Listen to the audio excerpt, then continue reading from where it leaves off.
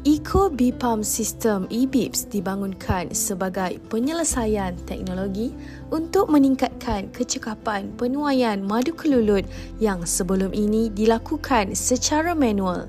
Objektif utama adalah untuk mereka bentuk sistem PAM automatik yang lebih bersih, selamat, mesra alam serta tidak mengganggu struktur sarang dan koloni kelulut.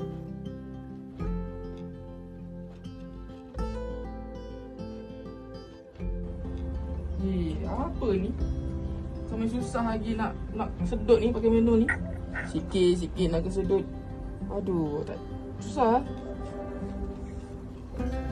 Ren, apa bising-bising ni? Dah pakai topi macam ni. Kenapa? Tak ada lah. Aku nak sedut ni kata kan. Susah nak pakai menu ni. Sedut sikit-sikit kata kan. Duduk tengok lah. Aku sedut sikit dapat. Pelaksanaan EBIPS melibatkan reka bentuk sistem PAM automatik bertekanan rendah,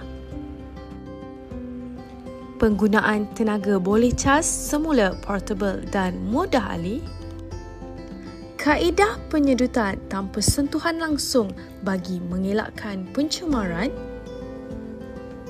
dan aplikasi teknologi hijau tanpa penggunaan rotary motor pump bagi menjaga kualiti madu dan alam sekitar.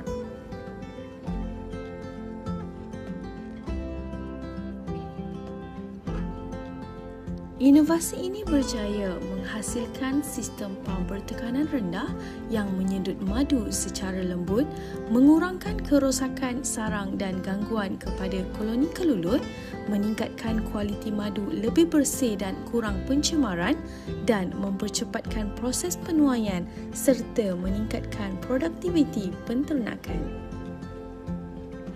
Inovasi ini memberi impak yang besar dari pelbagai sudut. Dari aspek ekonomi, ia mampu mengurangkan kos operasi serta mengurangkan kebergantungan kepada tenaga kerja manual secara signifikan. Dari sudut sosial, inovasi ini berperanan meningkatkan pengetahuan teknologi dan kemahiran inovasi dalam kalangan penternak serta pelajar. Dalam masa yang sama, ia turut menyokong kelestarian alam sekitar dengan memastikan penternakan kelulut yang lebih bersih dan bebas daripada pencemaran madu. Lebih menarik lagi, inovasi ini mempunyai potensi komersial yang tinggi untuk diketengahkan sebagai peralatan moden dalam industri penternakan kelulut sekaligus memperkasa perkembangan sektor agroteknologi negara.